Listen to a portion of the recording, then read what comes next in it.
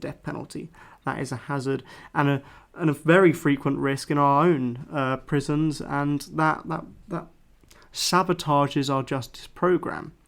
Of course, there are also arguments in regards to religion, and you would have noticed that I tried to stay clear. I did have a little discussion about a bit of biblical literature, but it tends to be far more convincing to take a more wider moral approach to advocating for the death penalty, and certainly include a variety of broad mentions of economic benefits, as well as looking at examples like El Salvador, like I mentioned, who has strict and made their attitude and their crime and justice policies far stricter, to great benefit of their population. Of course, they've incarcerated 2% of their overall population to see a 50% decrease in murder statistics over since the decision. Not only that, the approval rating of said government increased 86% after the policy was implemented. Of course, the death penalty, like I said before, has a great potential in regards to deterrence, but of course that needs to be through the publicisation of said individuals. That is very much important. It's not necessarily to deter criminals from convicting said crimes, but to set an example in regards to the general public to show that these crimes don't go unpunished in an unjust manner. We really need to focus on those heinous crimes, rest in the knowledge that these individuals will never reform. These are certain criminals, and we need to be thorough in our investigation and ensure that these evil people don't see the light of day.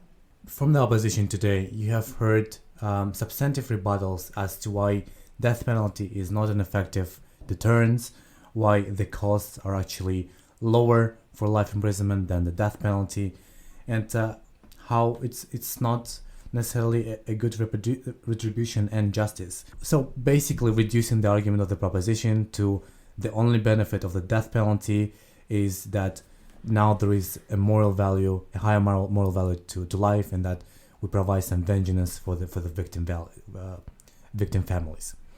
At the core of the opposition's main arguments are the fact that even if there is a very small chance that the innocent person can be killed as a result, we do not want to take risks because we value the innocent life, right? Alternatively, we can say that there is a moral argument that we want every life is significant no matter what they do.